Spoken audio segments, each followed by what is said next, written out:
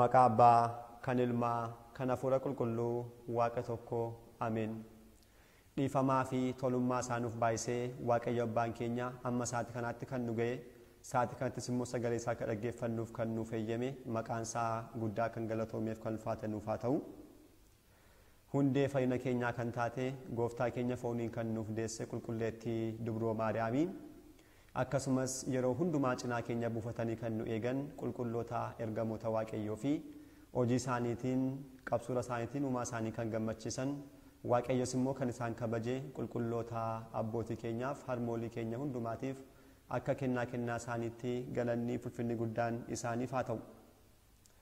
Foolii jireenyaa kan jedhuun yeroowwan darban keessatti kutaawwan adda addaa keessatti, keessumattuu kutaawwan 3, kutaa jalqabaa keessatti kan darbee irraanfachuu, kutaa lammaffaa kasoominaaf, kutaa sadaffaa galatoo kan jedhaniin barreeffamoota waa'ee jireenya kiristaanummaa keenyaa ilaallatan yeroo darbe ilaallee turre.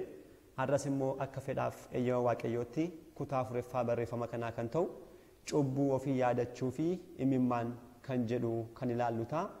Waaqayyo Abbaan keenya laphee hubatu hunduma keenyaaf nuuf haa kennu jecha kallattiimaan gara barreeffamaatti deebina.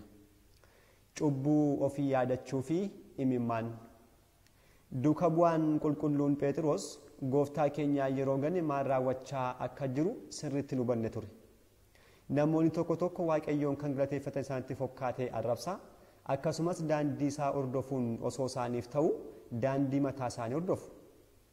Rakkoon akka kanaa kan uumamu ilaalcha hafuuraarraa jaamuurraan kan ka'edha. Qulqulluun Phexros haa ta'u malee mudannoo hamaa sana darbee mataa isaa yeroo hubatee fi yeroo cubbuu raawwate kana gadi fageenyaan qoratetti gara alaatti bahee baay'isee boo'e. Wangeelaa Maatiyos boqonnaa 26 lakkoofsa 75. Dubartittiin cubbamtuun tokkos kan taasiste kanumaan kan wal fakkaatudha. Miila isaa cinaa dhaabbattee boo'a, imimmaan isheetiin miila isaa jiisuu jalqabdi. Rifeensa mataa isheetiin haxaa, miila isaas dhungachaa shittoo dibaa turte. Wangeelaa Luqaas boqonnaa 7 lakkoofsa 36. Cubbuu baay'isuu fi daandii Waaqayyoo dhiisuun laphee jabeessa, ilaalchas ni dhoksa. Haala kana Raajichi Daawit akka itti ibseera. Ani daddarbaa koo nan beeka, cubbuun koos yeroo hundumaa fuula kee duradha. Faarsaa 50 lakkoofsa 3. Atis kan akka taasistuun hawwa. Cubbuu kee fuula kee dura kaa'i. Mataa kee salphisuun waa'ee cubbuu keef guyyaaf halkan boo'i. Cubbuu raawwanneef boo'uun laphee jabeessee dhaaba. Hafuuras qajeelaa taasisa. Cubbuu hojjennetti akka hin deebisne taasisa.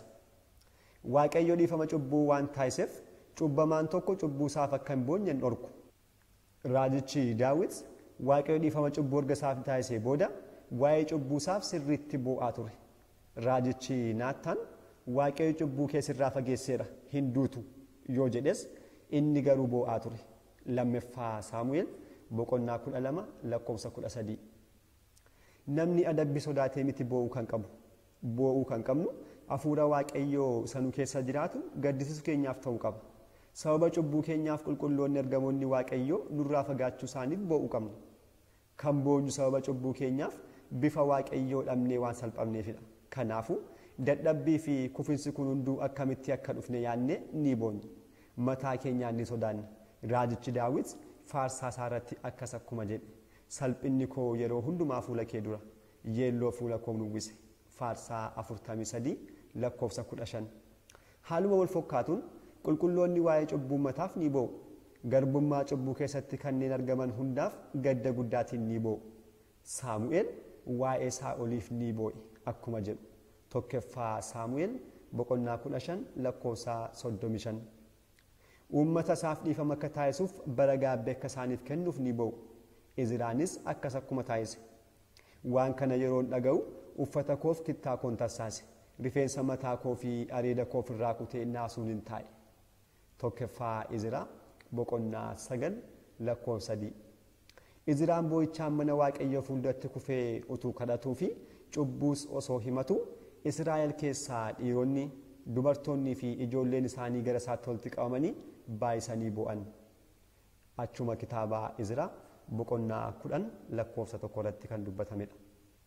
Amanaan cubbuu isaaf hin boo'u yoo ta'e qulqulloonni waa'ee cubbuu ummatootaaf boo'u, araara gaafachuu, akka isaaniif dhiisuu fi umurii gaabbii akka isaaniif kennuuf ni boo'u. gooftaan keenyaaf fayyisaan keenya Yesuus Kiristoos diigamuu Yerusaalem yeroo argetti boo'eera. Wangeela Luqaas boqonnaa 19 lakkoofsa 41. Yeroo hundumaa namoota kufan cubbuun kan salphatanii fi mana kiristaanaarraa kan fagaatan ni agarra. Nuti waa'ee isaaniif boo'uu hin qabnu jettanii yaaddu. Dubartoonni Yerusaalem gooftaan keenya Yesuus Kiristoosiif yeroo boo'an akkas isaaniin jedhe. Isin yaa dubartoota Yerusaalem anaaf hin boo'inaa. Haa ta'u garuu yeroon itti dhabdoonnii fi gadameessonni hin dayin harmoonni isinis kan eebbifamanidha jedhanii dhufa waan ta'eef mataa keessanii fi ijoollee keessaniif boo'aa. Wangeela Luqaas boqonnaa 23 lakkoofsa 28. Yeroo cubbuu keenyaaf boonyu Waaqni hanga isaatti kanaatti eegee nu ga'e ammam akka nu jaallatu ni hubanna. Bara keenya hundumaa keessatti cubbuu osoo hojjennu kan hin balleessin obsa isaanii dinqisiifanna. Yeroo kana beeknee fi hubannetti immoo boo'ichaa sababa nuuf ta'a jechaadha. Lubbuun gaabbite fuuldura Waaqayyootti yeroo boossu gooftaan akkas jedha. Na jeeqeera ijoota kee fuula koo duraa deebisi. Weedduu Salamoon boqonnaa 6 lakkoofsa 5. Raajichi Daawit waa'ee cubbuu isaaniif kanneen boo'an keessaas tokkodha. Halkan guutuu siree koo miica.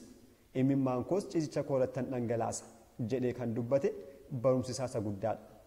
Faarsaa 6 lakkoofsa 6. Halkan guutuu kan jedhu kan agarsiisu yeroon boo'icha isaa dheeraa fi itti fufisa kan qabu ta'uu isaati. Siree koo miica kan jedhu immoo baay'ina imimmaan isaa agarsiisa. Mootichi kun guyyaa mana mootummaa oolee yeroo deebi'u uffataa fi kaabbaa mootii ofirraa baasee fuuldura Waaqayyoo jilbeeffatee boo'a. Rafuu yeroo barbaadus siree imimmaaniin miicame irra rafa. Daaraa akka midhaaniin nyaadhe dhugaatii koos imimmaan waliin walitti make akkuma jedhe Faarsaa 101 lakkoofsa 9. Namoonni gammachuuf ariifatan gara jireenya gaabbii isaaniitti deebi'uun isaan rakkisa. Gaabbuuf carraan argatan jechuudha. Yoo gaabban illee irra deebi'anii gara cubbuu isaaniitti deebi'u. Sababni isaa gaabbiin isaanii imimmaaniin kan hordofame waan hin taaneef. Gammachuun keessa isaanii jiru hadhaa'ummaa cubbuu laphee isaanii akka hin hubanne isaan taasisa. Cubbuun ba'aa ulfaataa akka ta'e hubachuun isaan rakkisa. Namni gaabbee boo'uu yeroo eegaluu fi fuuldura Waaqayyootti mataa isaa yeroo salphisu seexanni immoo waraansaa jalqaba. Yeroo kana immoo gammachuu fayyisummaa kee naaf kenni. Hafuura siif abboomamuuf na gargaarus naaf kenni jedhanii Waaqayyoon gaafachuun baay'isee barbaachisaadha. Faarsaa 50 lakkoofsa 12. Cubbuu ofii yaadachuu kan jedhu amma kana yoo ilaalle kan taansine immoo kennaa imimmaanii jireenya qulqullootaa keessatti kan jedhuun qulqulloota muraasa akkamitti akka isaan imimmaan isaanii dhangalaasanii Waaqayyoon kadhachaa turan jireenya isaanii keessaa kan ilaallu ta'a. Kan jalqabaa abbaa keenya qulqullichaa Arsaaniyoos ta'a. Boo'icha qulqullootaan kanneen beekaman keessaa tokko qulqulluu Arsaaniyoosidha. Baay'ina boo'ichaa irraan kan ka'e imimmaan isaa baallee jasaa cabsee bo'oo keessa yaa'u maddi isaa irratti uumeera. Ganna ganna baala meexxii hafee uffata imimmaan isaa irratti dhangala'u hafee irra rafaa ture. Du'uuf yeroo jedhu baay'isee osoo ba'uu duuka boonni isaa arganii yaa abbaa keenyaa atis dhugumanii sodaattaa jedhanii gaafatan. Innis eeyyeen sodaadheera. Sodaan sa'aatii kanatti jiru anaaf haaraa miti. Jireenya monokkosummaa yeroo jalqabuu kaasee ana waliin kan ture malee jechuun isaaniif deebise. Qulqulluun Arsaaniyoos sa'aatii xumuraa kanatti akka sodaatuu fi akka boo'u kan isa taasise maal raawwatee haa ta'u. Nuti hoo gammachuu fooniin jiraachaa kan turre gara du'aatti yeroo dhiyaannu maaltu nutti dhaga'ama laata? Kennaa nuuf kennametti fayyadamneerra? Hojii mootummaa Waaqayyootti nu galchuu danda'u hoo hojjenneerra? Nuti mataa keenya irraanfannee jiraanneerra. Imimmaan cabinsa laphee barbaada. Mataa ofii beekuu fi of ceepha'uu qabnaa jechuudha. Abbaan Pheemen qulqulluun Arsaaniyoos akka boqotee yeroo dhaga'u boo'aa akkas jedhe. Ati kan eebbifamtedha. Ati lafa kanarra teessee mataa keef boosse. Haa ta'u garuu namni addunyaa kanatti mataa isaaf boo'uu hin dandeenye addunyaa isatti aanutti boo'uun jiraata. Boo'uun kan hin hafne waan ta'eef garuu fedha keenyaan yookiin dirqamsiifamnee boo'uu dandeenya. Raajichi Daawit boo'icha jireenya kan taasifate yommuu ta'u guyyaa tokko akkas jedheera. Boo'ichaan kan facaasan gammachuutiin haammatu. Faarsaa 126 lakkoofsa 5. Lammaffaa irratti immoo kan ilaallu qulqulluu Isaadoridha. Qulqulloota boo'ichaan beekaman keessaa kan biraan qulqulluu Isaadoor. Monokkosoota 3,000 geggeessaa ture. Seexanni abbaa kana baay'ee sodaata ture. haala salphaan fageessaa ture. Guyyaa tokko seexanni mul'ate maalis hin ga'u balbala keerra haa turuutu balbala olloota keerra darbuu dadhabne jechuun dhugaa isaaf ba'e. Hammam abbaa sadarkaa kanarra jiru ta'us yeroo hundumaa ni boo'a ture. Abbaan kun guyyaa tokko sagalee isaa ol kaasee boo'aa ture. Barataan ollaa isaa jiraa tokko dhaga'ee dhufuutiin yaa abbaa keenyaa maaliif boossaa jechuun gaafate. Abbaan Asaadoris deebisee yaa mucaa koo kan hin boo'u waa'ee cubbuu koofi jedhe. Baratichis deebisee yaa abbaa keenyaa cubbuu amma kanaas boos hojjetteettaa jechuun deebiseef. Abbaan Asaadoris deebisee yaa mucaa koo na amani waaqayyo cubbuu koo hundumaa osoo ibsee ana qofa osoo hin taane namoonni galma 3 yookiin 4 walitti qabamanii osoo boo'aniiyyuu gahaa miti jechuun deebiseef. Kan itti aanu immoo qulqulluu Meeqaariyoosidha. Abbaan Meeqaariyoos guddichi qulqulloota boo'ichaan beekaman keessaas tokkodha. Guyyaa boqonnaan isaa dhiyaachaa yeroo dhufetti abbootonni boqonnaa kee dura abbootonni baay'een gara kee dhufuurra ati gara keenyatti kottuuti nu eebbisi jechuun gaafatan. Innis yeroo deemu gara isaatti walitti qabamanii akka isaan barsiisuuf gaafatan. Abbaan Meeqaariyoosis boo'aa akkas jedhe yaa obboloota koo kottaa haa boonyu. Qaamni keenya gara gubannaa bara baraatti osoo hin deemin imimmaan keenya akka bu'anaa taasisnu. Hunduma isaaniittis miirri gaddaa isaanitti dhaga'ame boo'aa yaa abbaa keenyaa maaloo nuufis nu kadhu jedhan. Kan xumuraa immoo kan ilaallu qulqulluu Phaaphinootoosidha. Qulqulluun Phaaphinootoo barataa qulqulluu Meeqaariyoosiif bakka isaa kan bu'edha. Jireenya qulqullummaa kan jalqabe dargaggummaa isaarraa kaaseeti. Abbootonni hunduu ni dinqisiifatu baay'ees jaallachaa turan. Abbaan kun barattoota isaatti seenaa armaan gadii hime. Yeroo ijoollummaa isaa daldaltoota gaala fe'anii deeman jalaa firiin tokko lafa buutee jennaan fudhate. Firii kanas deebisee isaaniif kennuu osoo qabu fudhatee nyaate. Seenaa kana yeroo yaadatu hundumaa ni boo'a ture. Kun kan raawwate yeroo ijoollummaa isaattidha. Kana booda abbaan kun monoksee ta'e. Kennaanis baay'ateera. Sadarkaa seexana ari'uuras ga'eera.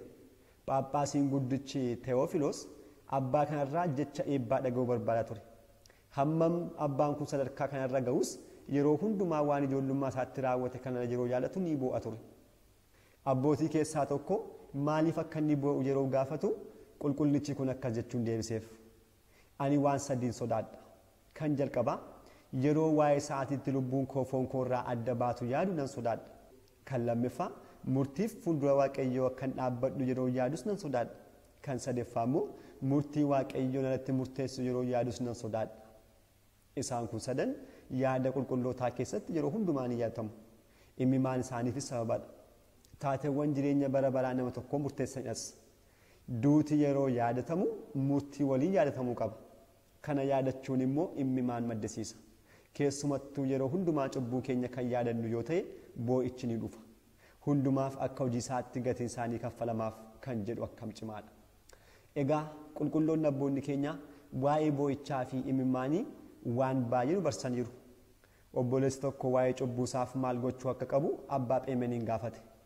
Abbaan kunis doongora isaarraa qulqullaa'u kan barbaadu imimmaan isaa naa dhiqatu. Kennaawwan hafuuraa argachuu kan barbaadu imimmaan isaa naa dhiqatu. Boo'icharra kan caalu waayyuu hin jiru waan ta'eef jechuun deebiseef.